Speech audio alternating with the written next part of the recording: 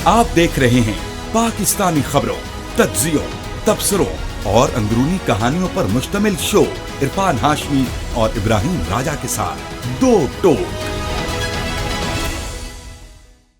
बिस्मिल्लाहिर्रहमानिर्रहीम, अस्सलाम वालेकुम नाज़रीन, मैं हूं इरफान हाशमी और आपको प्रोग्राम में खुशामदीद कहता हूं। और हमारे साथ मौजूद हैं इब्राहिम राजा साहब। राजा साहब अस्सलाम वालेकुम। वालेकुम अस्सलाम। राजा साहब, 3 खबरें हैं जिस पर हम तफसील से बात करेंगे। पहली खबर, अडयाला जेल से इमरान खान ने पाकिस्तान की इस्टेब्लिशमेंट के हवाले से क्या कहा और जो नुमाइंदा मुकर्रर किया गया है उसके पास किस किस्म का मैंडेट मौजूद है और क्या हदायत जारी की गई। और फिर इमरान खान की जेल में तबीयत भी नासाज हुई है और ये जो जासूस जिनका जिक्र इमरान खान ने किया, किस किस्म की जासूसी करते पकड़े गए हैं जेल के अंदर, इसकी मुकम्मल तफसील शामिल करेंगे आज की इस नशिस्त में। और फिर सुप्रीम कोर्ट ऑफ पाकिस्तान का जो फैसला था मखसूस नशिस्तों के हवाले से, राय साहब इस वक्त एक वाज़े तफरीक नज़र आ रही है और 2 धड़े जो जजेस के सुप्रीम कोर्ट ऑफ पाकिस्तान में मौजूद हैं उन्होंने बाकायदा तनकीद की है अपने फैसले के अंदर। ये फैसला कम, तनकीद ज़्यादा लग रही थी। इख्तलाफी नोट जो लिखा है इसमें क्या कहा है बाकी जजेस के हवाले से और इस फैसले को पाकिस्तान की जो हुकूमती जमातें हैं वो किस तरह से सपोर्ट कर रही हैं, इसकी तफसील भी रखेंगे आज की इस नशिस्त के अंदर। और फिर राय साहब, गवर्नर KPK ने जनरल बाजवा के हवाले से क्या इंकिशाफ किया, इसका मुकम्मल हाल अहवाल भी शामिल करेंगे आज की इस नशिस्त में। और जज साहब ने आज प्रोसिक्यूशन को देखकर क्या सवाल किया, रऊफ हसन को जब पेश किया गया और इस सवाल के बाद जो प्रोसिक्यूशन थी वो किस तरह से बेबस नज़र आई और रऊफ हसन के बारे में क्या हुक्मनामा जारी किया गया अदालत में, इसकी तफसील भी शामिल करेंगे आज की इस नशिस्त में। लेकिन राय साहब, जो सबसे अहम खबर है वो इमरान खान की जेल में गुफ्तगू है जो उन्होंने सहाफ़ियों से की। और सहाफ़ी जो आज वहाँ पर इमरान खान के से बात करने के लिए काफ़ी घंटों से मौजूद थे, तो पता ये चला रहा है साहब, एक तो इजाज़त नहीं दी गई इमरान खान से गुफ्तगू करने की, और जब भी कभी मुज़ाकरात की बात होती है या इमरान खान का मौक़िफ़ आना ज़रूरी होता है तो हमने इस तरह के मनाजिर जेल में मुताद्दिद दफ़ा देखे हैं। सहाफ़ी जिनसे मेरी बात हुई रहा है साहब, 2 सहाफ़ियों से, वो बताते हैं कि जब इमरान खान से हमने सवाल करने की कोशिश की तो वहाँ पर मौजूद पुलिस ने हमें रोका और जानबूझकर शोर मचाना शुरू कर दिया ताकि हमारे सवालात ना खान साहब को पता लगे और ना ही खान साहब हमारे इन सवालात का जवाब दे सके। और फिर उसके बाद जब तल्ख कलामी हुई तो फिर इजाज़त दी गई। राय साहब, अब इमरान खान ने जो गुफ्तगू की है इसमें 3 चीज़ें बड़ी वाज़े कर दी हैं। एक तो मैंडेट का जिक्र किया कि मैंडेट इस वक्त पाकिस्तान के अंदर किसके पास है और इमरान खान ने मैंडेट किसको दिया गुफ्तगू करने के हवाले से। खान साहब ये कहते हैं कि सबसे पहले हमारा मैंडेट वापस किया जाए, मुज़ाकरात आइन के दायरे में रहकर करूँगा, मगर इस हुकूमत से क्या मुज़ाकरात करूं जो 4 हल्के खुलने पर ख़त्म हो जाएगी, गिर जाएगी। PTI, इमरान खान बानी PTI, वो ये कहते हैं कि मैंने महमूद अचकज़ई को सियासी जमातों से मुज़ाकरात का कहा है। महमूद अचकज़ई ने कहा कि वो फ़ौज से मुज़ाकरात नहीं कर सकते। यू टर्न लेने से मुतल्लिक सवाल पर एक जो जवाब दिया इमरान खान ने, वो ये कहते हैं कि सबसे बड़ा यू टर्न वो है जिसने वोट को इज़्ज़त दो का नारा लगाया और बूट को इज़्ज़त दी। और शेर अफजल मरवत के हवाले से जो पार्टी छोड़ने की जो बात की गई, इसके ऊपर भी इमरान खान ने कहा कि मैं अभी तक इस पर बात नहीं कर सकता, लेकिन इसके ऊपर बात जो है वो आने वाले दिनों में ज़रूर होगी। राय साहब, खान साहब का जो पैगाम है वो बड़ा वाज़ेह है कि मैंडेट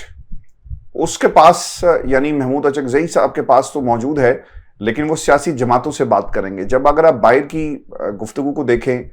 तो जो पार्टी के कायदीन बाहर बैठकर गुफ्तगू कर रहे हैं वो इसके बिल्कुल बरक्स है। और जो नून लीग है, जो पाकिस्तान पीपल्स पार्टी है, पीपल्स पार्टी चाहती है कि बातचीत हो, नून लीग नहीं चाहती कि बातचीत हो। एक खौफ बन गया इधर से काजी साहब का एग्जिट और जस्टिस मंसूर की एंट्री और मखसूस नशिस्तों के केस के ऊपर जो इस वक्त सियासत हो रही है पाकिस्तान के। राय साहब, हर टेलीविजन चैनल के ऊपर आपको नून लीग के नुमाइंदगान नजर आएंगे और ये नुमाइंदे एक बयानिया बनाने की कोशिश कर रहे हैं कि अदालत ने सहूलतकारी की है इमरान खान की और इमरान खान को रिलीफ देने के लिए, उनकी जमात को रिलीफ देने के लिए सब कुछ किया गया। इस बुखलाहट में अब उन्हें यह भी नहीं पता चल रहा کہ معیشت کو کنٹرول کیسے کرنا ہے اور پھر حکومت میں رہا جائے یا حکومت کو چھوڑ دیا جائے. راجہ صاحب، خان صاحب کی اس گفتگو میں مذاکرات کی جو انہوں نے بات کی ہے، کیا آپ کو نظر آیا؟ کیا کہیں گے اس حوالے سے؟ چونکہ مذاکرات پاکستان کی اسٹیبلشمنٹ سے ہو پائیں گے ان حالات کے اندر، اور عمران خان جو مذاکرات کی آفر کرنے کے بعد ان کی یہ پہلی گفتگو ہے، آپ کو کوئی فرق نظر آیا ان کے موقف میں؟ پیچھے ہٹے ہیں یا پھر موقف آج بھی وہی ہے کہ مذاکرات ان سے ہوگا جن کے پاس طاقت ہے اور اس حکومت کے ساتھ مذاکرات نہیں ہوں گے؟ پھر محمود اچکزئی اگر سیاسی جماعتوں سے بات کرتے ہیں تو وہ کیا مینڈیٹ لے کر جائیں گے اور کیا بات کریں گے، جب خان صاحب خود سے کہہ رہے ہیں کہ ان سے ہم کیا بات کریں؟ دیکھیں ہاشمی صاحب، ایک تو عمران خان صاحب نے army chief general Asif Munir یا فوجی قیادت کی جانب سے مذاکرات کے معاملے پر جو مبینہ جواب بھیجا گیا اس پر ایک جواب الجواب دیا ہے. یعنی ایک طرف تو جی ایچ کیو یا آپ یہ کہہ لیں کہ فوجی قیادت اور عمران خان صاحب کے درمیان مذاکرات کے لیے 2-3 مختلف جو فارمولاز ہیں یہ سامنے لائے گئے، اور ان فارمولاز میں جو سب سے اہم پوائنٹ بیان کیا گیا ریٹائرڈ جنرلز کی جانب سے جو ٹی وی سکرینز پر اپیئر ہوئے ایک مرتبہ پھر، اور انہوں نے ٹی وی سکرینز کی ونڈوز میں یہ کہا کہ عمران خان صاحب پاکستان کے سب سے بڑے اور سب سے مقبول لیڈر تو ہیں، لیکن عمران خان صاحب کو اپنا دل بڑا کرنا ہوگا، اور عمران خان صاحب ایک سب سے مقبول لیڈر کے طور پر ذمہ داری کا مظاہرہ کرتے ہوئے اس ملک اور قوم کو مشکلات سے نکالیں. اور تجویز یہ کیا انہوں نے جی ایچ کیو کے بیہاف پر اور آرمی ہاؤس کے بیہاف پر کہ عمران خان صاحب 9 مئی کے واقعات کے حوالے سے معذرت کر لیں یا عمران خان صاحب اس معاملے پر کوئی وضاحت جاری کر دیں. اب یہ فارمولا جو ہے یہ مختلف صحافیوں کے ذریعے جو ہم پہلے بھی ڈسکس کر چکے ہیں یہ سامنے لایا گیا، اور اسی طرح 2 بڑے انگریزی اخبارات جو عالمی دارالحکومتوں میں بھی پڑھے جاتے ہیں ان میں بھی 2 ایسے صحافی جو اسٹیبلشمنٹ کے اور جی ایچ کیو کے بہت قریب سمجھے جاتے ہیں ان کے ذریعے بھی یہی فارمولا سامنے لایا گیا. اور ایک وقت ایسا تھا کہ جنرل لودھی جن کے میڈیا ٹاک پر یا جن کے ٹی وی پر اپیئر ہونے پر پابندی لگائی گئی تھی، کیونکہ آئی ایس پی آر کی جانب سے ایک لسٹ جاری کی جاتی تھی اور اب بھی جاری کی جاتی ہے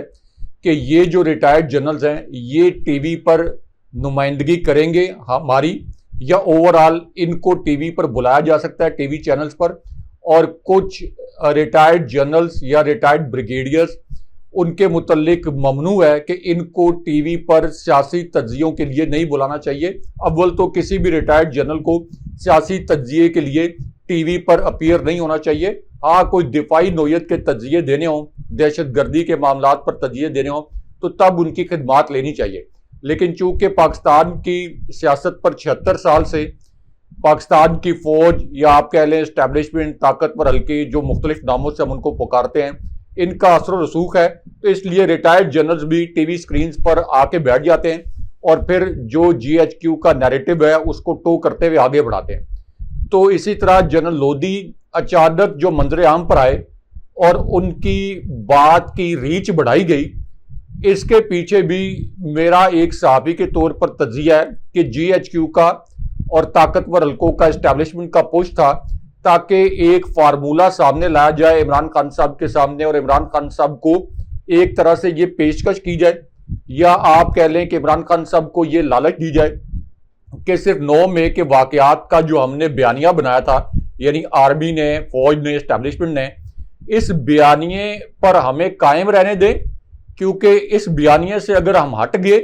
تو پھر ہمیں ایک سیف ایگزٹ یا آنریبل ایگزٹ ملنا بڑا مشکل ہو جائے گا. تو عمران خان صاحب اس میں ہماری ہیلپ کریں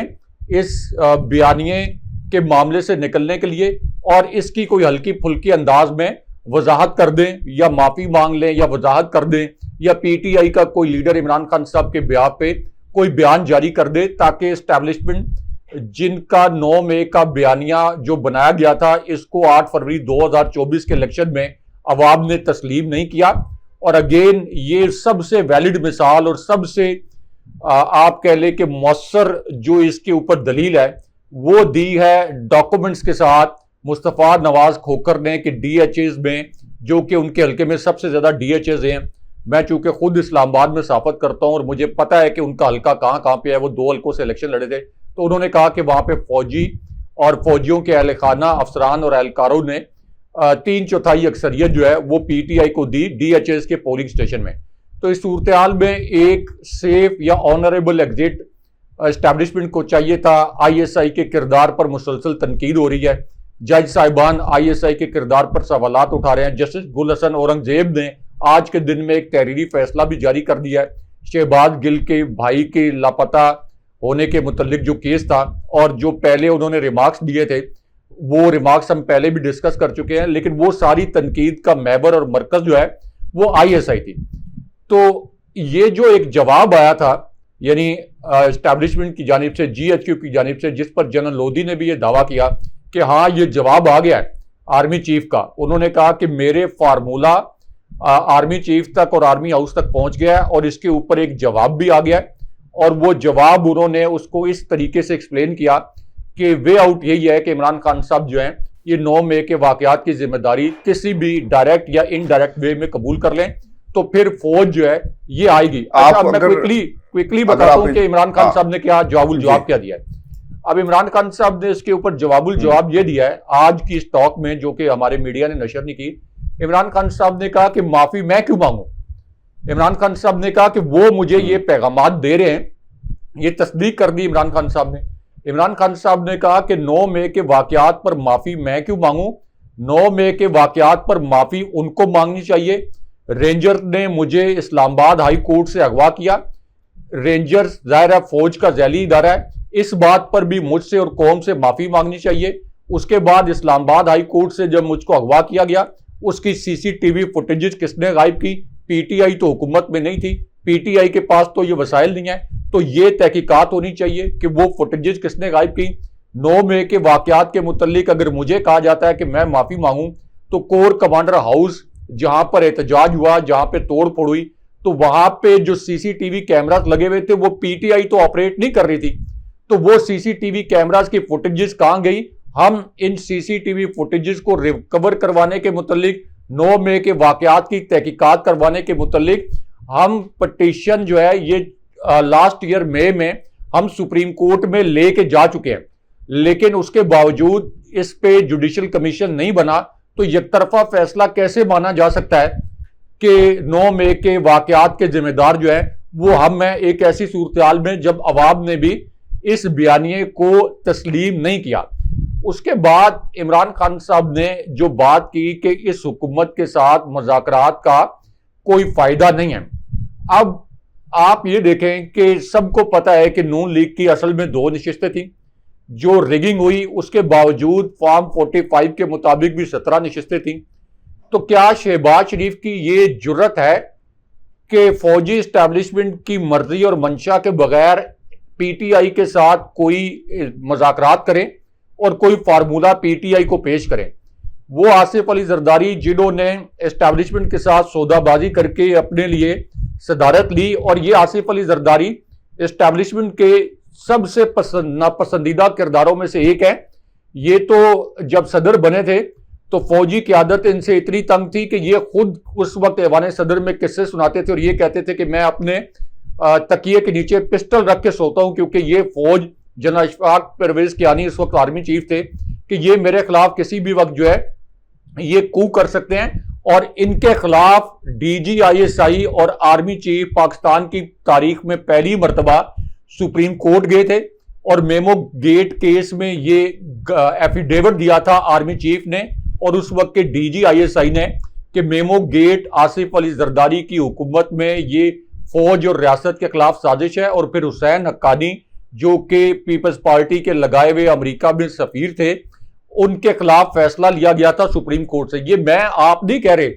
کہ یہ غداری تھی یا نہیں تھی، لیکن یہ اس وقت موقف جو ہے یہ فوج کی جانب سے اپنایا گیا تھا۔ تو اتنے ناپسندیدہ کردار کو بھی صدر بنانا پڑا، ان کے گورنر بنانے پڑے۔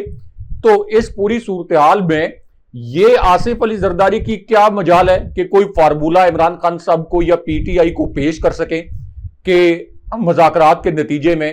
اسٹیبلشمنٹ کی مرضی اور منشا کے بغیر. تو یہ پوائنٹ عمران خان صاحب ایکسپلین کر رہے ہیں, لیکن چونکہ کچھ حلقوں کی جانب سے یہ کہا جا رہا ہے کہ جو کامن گراؤنڈز ہیں, جو کامن پوائنٹس ہو سکتے ہیں, ان کے اوپر سیاسی جماعتوں کے ساتھ مذاکرات کریں. اور یہ کہا جا رہا ہے کہ عمران خان صاحب دیکھیں صرف فوج سے مذاکرات کرنا چاہتے ہیں, جو کامن میوچل گراؤنڈز ہو سکتے ہیں سیاسی جماعتوں کے ساتھ ان کے اوپر مذاکرات نہیں کر رہے. اگین یہ عمران خان صاحب نے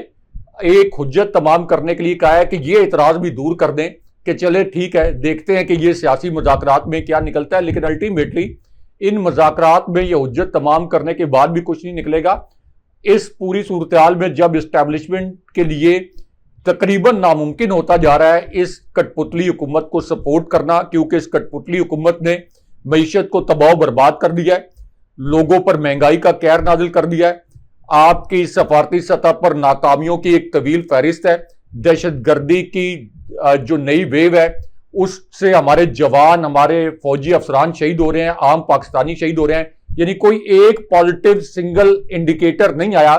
جب سے اسٹیبلشمنٹ نے یہ تجربہ کیا ہے شریف خاندان کو دوبارہ مسلط کرنے کا. تو اس پوری صورتحال میں مذاکرات کرنا یہ عمران خان صاحب کی مجبوری نہیں ہے. تنقید مجھے یہ بتائیں کہ کیا عمران خان صاحب پر کوئی عدالت تنقید کر رہی ہے, کیا کوئی جج صاحبان تنقید کر رہے ہیں؟ جو تنقید ہو رہی ہے انٹرنیشنل اداروں, انٹرنیشنل پارلیمنٹس, انٹرنیشنل میڈیا کی جانب سے, وہ تو اسٹیبلشمنٹ پر ہو رہی ہے. تو اس لیے مذاکرات کرنا دوسری جانب جی ایچ کیو کی مجبوری تھی. انہوں نے صلح صفائی کے پیغامات بھجوائے, لیکن ایک شرط جو بار بار وہ رکھ رہے ہیں وہ عمران خان صاحب ماننے کے لیے تیار نہیں ہے. اس میں نا کچھ چیزیں اور بھی انہوں نے کہی ہیں, میں یہ بھی بتا دوں اور پھر ہم آگے بڑھیں گے. خان صاحب نے احتساب عدالت کے حوالے سے یہ کہا کہ بیٹوں سے فون پر بات کرنے کی اجازت نہیں ہے, اور اس پر جو درخواست دی گئی رائے صاحب اس میں استدعا کی گئی تھی کہ بیٹوں سے بات کروائی جائے, لیکن بیٹوں سے بات جان بوجھ کر نہیں کروائی جا رہی. جیل مینول کے اندر واٹس ایپ کال کی کوئی نظیر موجود نہیں ہے, اور اس کا باقاعدہ طور پہ جیلر صاحب جو ہے وہ چیختے ہوئے آپ کو نظر آئیں گے عدالتوں کے سامنے. اب ریفرنس میں خان صاحب یہ کہتے ہیں کہ نیب نے توشہ خانہ کے 2 ریفرنس کر کے اپنی ہے قانون کی خلاف ورزی کی ہے. پہلے ریفرنس میں کہا کہ ہار کی قیمت کم کروائی, دوسرے میں بھی یہی الزام ہے. پہلے ریفرنس میں انعام شاہ وعدہ معاف گواہ تھا, نئے ریفرنس میں بھی وہی وعدہ معاف گواہ ہے, اور بنی گالا کیمپ آفس کے تمام اخراجات میں خود برداشت کرتا ہوں. دنیا میں جمہوریت اخلاقیات کی بنیاد پر چلتی ہے, کبھی بھی پارلیمنٹ ڈنڈے کے زور پر نہیں چلتی. یہ ساری اخلاقی قوت سر سے اتار کر پارلیمنٹ میں بیٹھے ہوئے لوگ جو اس وقت قابض ہیں, یہ ماضی کی طرح دوبارہ عدالتوں پر حملہ آور ہو رہے ہیں. سابق کمشنر راولپنڈی نے جو کچھ کہا وقت نے اسے سچ ثابت کر دکھایا. اور پھر معافی والی بات رائے صاحب آپ نے بڑی تفصیل کے ساتھ بیان کی, لیکن ایک چیز انہوں نے کہی ہے کہ جی ایچ یو کے سامنے احتجاج کے حوالے سے کہ آئین میں کہاں لکھا ہے کہ جی ایچ یو کے سامنے احتجاج کرنا جرم ہے. اور اس کے بعد ایک اور جو چیز رائے صاحب بڑی تشویشناک یہ ہے کہ جیل کے کمرے میں خان صاحب کے بگ ڈیوائسز جو ہیں اسے بگ کیا گیا ہے اور ڈیوائسز لگائی گئی ہیں. اور صحافی جن سے میری بات ہوئی وہ بتاتے ہیں آنکھوں دیکھا حال کہ خان صاحب نا سب کے سامنے پہلے ہوتا تھا گفتگو کرتے تھے, لیکن اب انہوں نے کان میں اپنے وکلا سے بھی بات کر رہے تھے, خاندان کے لوگوں سے بھی صرف کان میں بات کر رہے تھے, سب کے سامنے بات نہیں کر رہے تھے. بعد میں جب سوال کیا گیا تو پتہ چلا کہ یہاں پر جتنی گفتگو عمران خان جو اپنے وکلا سے کرتے ہیں, پریپیئر کیا جاتا ہے معاملہ, اسے کوئی تیسرا بھی سن رہا ہوتا ہے. لہٰذا اب عمران خان نے یہ طریقہ اپنایا, یعنی سرگوشیوں کے ذریعے وہ کیس کی تیاری کرتے ہیں, سرگوشیوں کے ذریعے پارٹی کو ہدایت جاری کی جاتی ہے,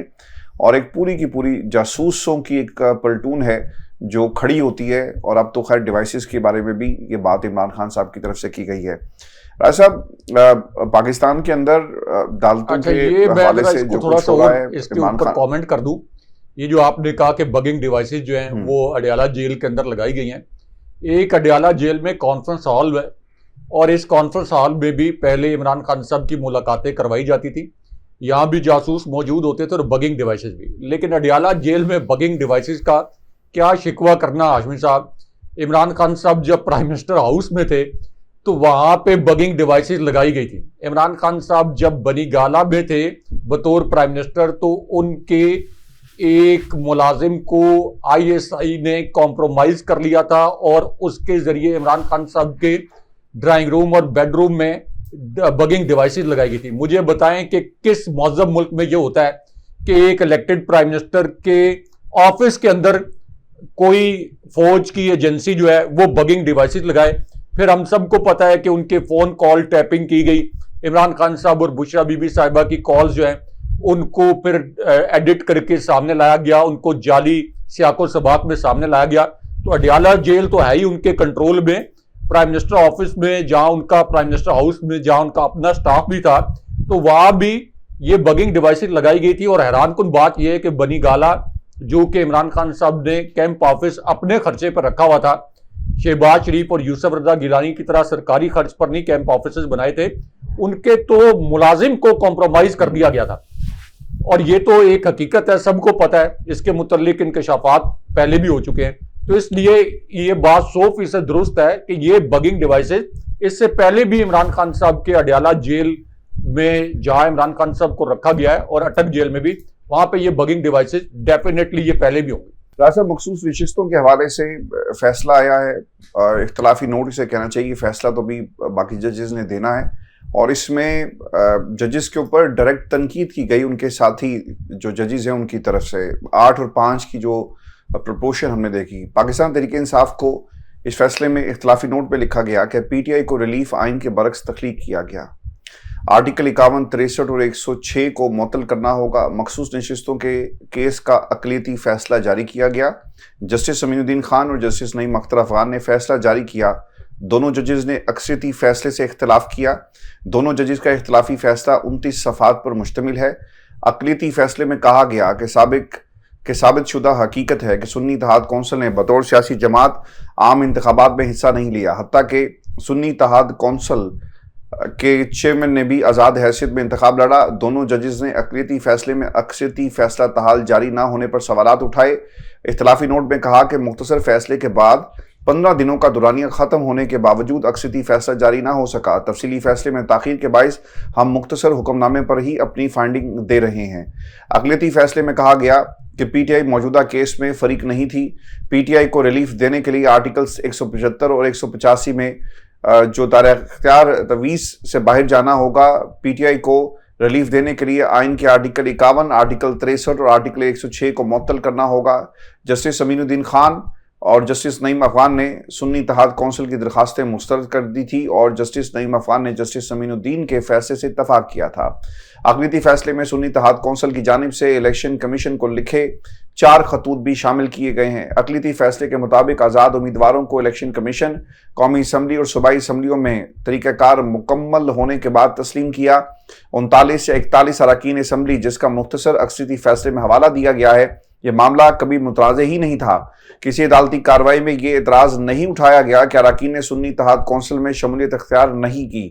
तहरीक इंसाफ, इलेक्शन कमीशन और ना ही हाई कोर्ट में फरीक थी। अक़लियती फैसले के मुताबिक सुप्रीम कोर्ट में फैसला जारी होने तक पीटीआई फरीक नहीं थी। 13 रुकनी फुल कोर्ट की 8 समातों में सबसे ज़्यादा वक्त का इस्तेमाल जजेस के सवालात पर हुआ। दौरान समात कुछ जजेस ने यह सवाल भी पूछा कि क्या मखसूस नशिस्तें पीटीआई को दी जा सकती हैं। कोई भी वकील मखसूस नशिस्तें पीटीआई को देने पर मुत्तफ़िक नहीं था। अक़लियती फैसले में मजीद ये भी कहा गया कि कंवल शोज़ब के वकील सलमान अकरम राजा ने भी दलाइल में वाज़े किया कि मखसूस नशिस्तें पीटीआई को देने से इत्तफ़ाक नहीं करता। अक़लियती फैसले के मुताबिक 80 अरकान की किस्मत का फैसला सुप्रीम कोर्ट ने उन्हें सुने बगैर कर दिया। इन अरकान का सुन्नी इत्तेहाद कौंसिल में जाना मुतनाज़ था। आज़ाद अरकान जिन्होंने सुन्नी इत्तेहाद कौंसिल में शमूलियत इख्तियार कर की, उन्हें सुने बगैर सुन्नी इत्तेहाद कौंसिल से छीना गया। सुप्रीम कोर्ट जब कोई अपील सुनती है तो इख्तियार समात महदूद होता है, जिसे अक्सरियती फैसले में नज़रअंदाज कर दिया गया है। अक़लियती फैसले में यह भी कहा गया कि पीटीआई को मखसूस नशिस्तें दी जाती हैं तो यह अदालत का अपनी जानिब से खुद से तख्लीक करदा रिलीफ होगा। सुन्नी इत्तेहाद कौंसिल को कौमी सूबाई असम्बलियों से बाहर निकाल दिया गया। किसी भी आइनी इदारे को यह नहीं कहा जा सकता कि वह ऐसे फैसले पर अमल करे जो आइन के मुताबिक ही ना हो। 80 अरकान असम्बली अक्सरियती फैसले की वजह से मौक़िफ़ बदलते हैं। تو یہ ان کے اپنے حلف کی خلاف ورزی ہوگی۔ 12 جولائی کو سپریم کورٹ نے سنی اتحاد کونسل کی مخصوص نشستوں سے متعلق درخواست پر محفوظ فیصلہ سناتے ہوئے الیکشن کمیشن اور پشاور ہائی کورٹ کے فیصلے کو کالعدم قرار دیتے ہوئے مخصوص نشستیں تحریک انصاف کو دینے کا حکم دیا۔ رائے صاحب، سوال یہ ہے کہ جب بلے کا نشان پاکستان تحریک انصاف سے چھینا جا رہا تھا تو اس وقت آئین پاکستان بڑا واضح کہتا ہے کہ عوام سپریم ہے اور آئین پاکستان اس عوام کے لیے بنایا گیا، تمام لوگوں کو آئین کے تابع ہوتے ہوئے فیصلے کرنے ہیں۔ لیکن رائے صاحب، اس وقت سپریم کورٹ آف پاکستان نے آنکھیں بند کی ہوئی تھی قاضی صاحب کے وہ عدالت کے مناظر۔ رائے صاحب، آج بھی پاکستان کی عوام کو یاد ہوں گے، 5 لوگ کھڑے تھے قاضی صاحب کے سامنے اور قاضی صاحب باری باری ان کو بلا کر پوچھتے تھے کہ ہاں بھائی کیا نام ہے تمہارا؟ وہ کہتے تھے کہ جناب میرا نام یہ ہے۔ اچھا، الیکشن میں حصہ لینا چاہتے ہو؟ جی بالکل لینا چاہتا ہوں۔ سچی بات ہے؟ سچی بات ہے۔ پکی بات ہے؟ پکی بات ہے۔ اور ایسی سچی پکی باتوں کے اوپر آئے صاحب پاکستان کی سب سے مقبول جماعت سے اس کا بلے کا نشان چھین لیا گیا۔ 2.5 کروڑ ووٹر ہے رائے صاحب جو اس وقت پاکستان تحریک انصاف اس الیکشن کے نتائج میں کھڑا ہے۔ اگر عوام کو اجازت دے دی جاتی پولنگ اسٹیشنز میں جانے کی جن کو روکا گیا اور الیکشن کمیشن نے یہ ساری سہولت کاری کی، الیکشن جو پولنگ اسٹیشنز تھے وہاں پر سست روی کا شکار جان بوجھ کر پولنگ کو سلو کرنے کی بہت ساری مثالیں ہمارے سامنے موجود ہیں، تو یہ 2.5 کروڑ کا نمبر جو ہے بہت اوپر چلا جاتا۔ کیا کبھی کسی نے پاکستان کے اس جج سے پوچھا کہ آپ نے عوام کو اس کے حق سے محروم کیا اور وہ جماعت جو کسی نشان کے بغیر میدان میں اتری اس نے تمام نشانوں کے اوپر پانی پھیر دیا؟ راجہ صاحب، آئین تو اس وقت بھی بڑا واضح تھا، اس وقت یہ ججز کون سے بل میں چھپے ہوئے تھے جو آج پاکستان میں یہ جو بیربلوں کی ایک پوری کی پوری پلٹون رائے صاحب نون لیگ کی بیٹھی ہوئی ہے، اور طلال چودھری صاحب تو ججوں پر تنقید کرتے یہاں تک پہنچ گئے کہ پھر ہمیں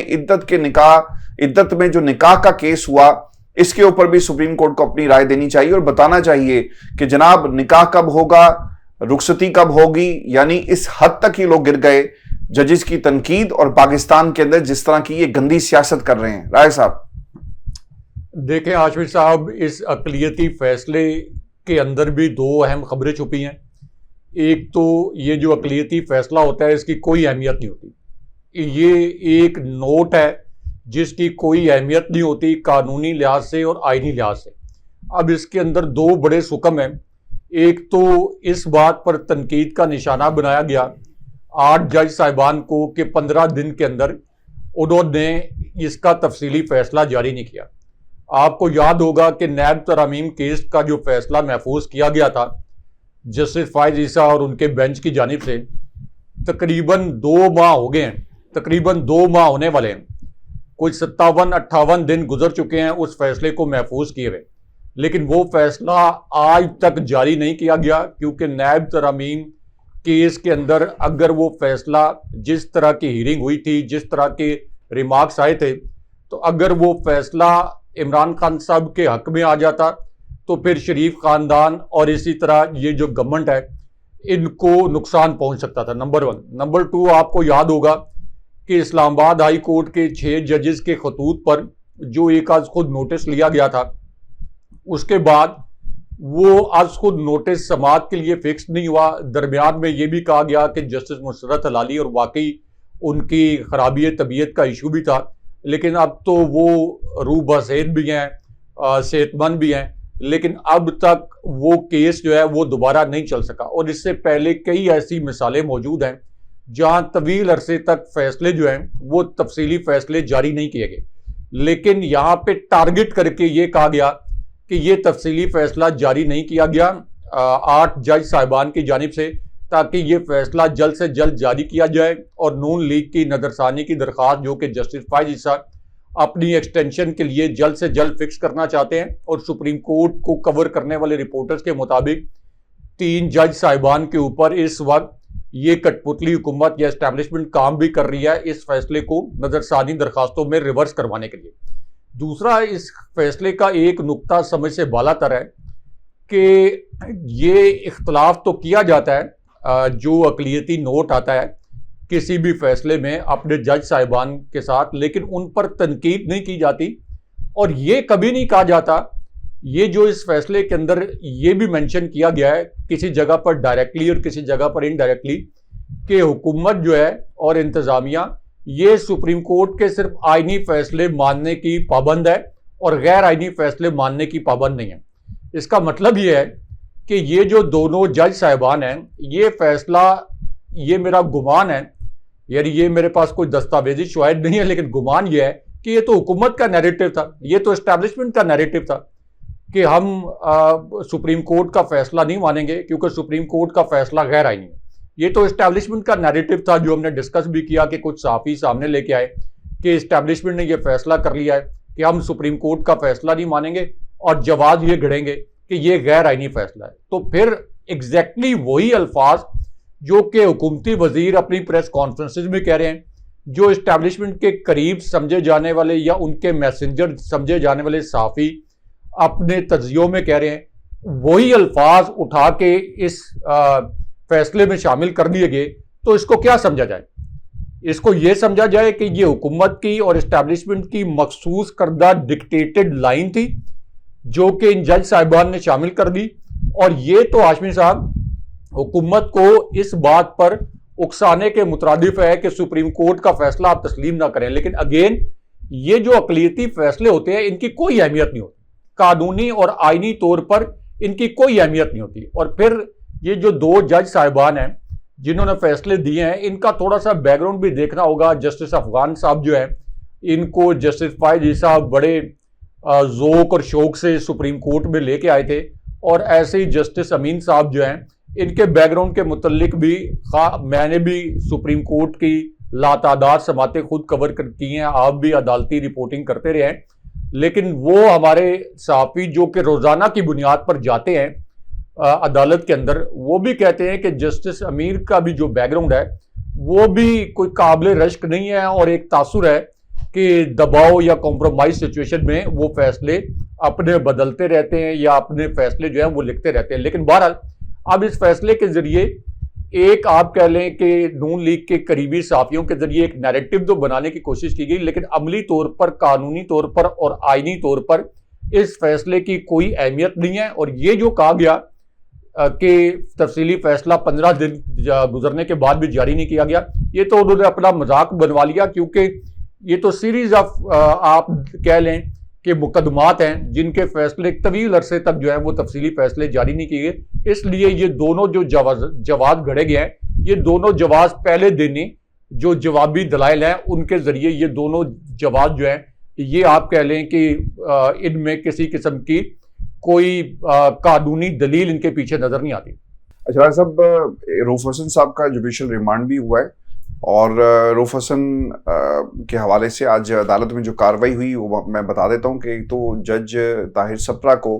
کی عدالت میں رؤف حسن کو ریمانڈ کی درخواست کے لیے پیش کیا گیا۔ سی ٹی ڈی کا موقف ہے کہ رؤف حسن کے تحریک طالبان پاکستان کے ساتھ تعلقات ہیں، اور رؤف حسن کو ایک روزہ جسمانی ریمانڈ مکمل ہونے کے بعد عدالت میں پیش کیا گیا تھا۔ اور اس موقع پر علی بخاری یہ کہتے ہیں کہ جو رؤف حسن ہیں ان کے خلاف کوئی ثبوت ابھی تک ریکارڈ پر موجود نہیں ہے، لہٰذا ان کو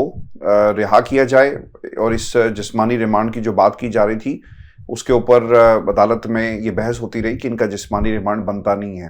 راج صاحب، جو جج صاحب نے جو ریمارکس دیے وہ بڑی انٹرسٹنگ تھے، اور وہ آپ کو پتہ لگ جائے گا کہ ایون کہ عدالت بھی یہ سمجھتی ہے کہ رؤف حسن کے خلاف مقدمات جھوٹے ہیں، اور اسی لیے ان کا جوڈیشل ریمانڈ 7 روز کا نہیں دیا گیا، اور ان کو جسمانی ریمانڈ نہیں دیا گیا، اور جوڈیشل ریمانڈ دے کر انہیں جیل بھیج دیا گیا ہے۔ جج صاحب نے پروسیکیوٹر سے یہ پوچھا کہ بات تحریک طالبان پاکستان تک رکی ہوئی ہے یا آگے بڑھی ہے، تو وہ بات وہی رکی ہوئی ہے، اور یہی اس وقت ہر کیس کے اندر پروسیکیوشن ایک طرح سے امبیرسمنٹ حکومت کے لیے بھی اور حکومت کو پیار کرنے والوں کے لیے بھی موقع ایسے فراہم کرتی ہے امبیرس کرنے کے۔ رائے صاحب، اور یہی اب صورتحال ہمیں 9 مئی کے دیگر مقدمات میں بھی نظر آ رہی ہے۔ ویورز، یہ آج کا ہمارا پروگرام تھا۔ اپنے کمنٹ ضرور بھیجیے گا، چینل کو سبسکرائب کرنا مت بھولیں۔ مجھے اور ابراہیم راج صاحب کو اجازت دیجیے۔ اللہ نے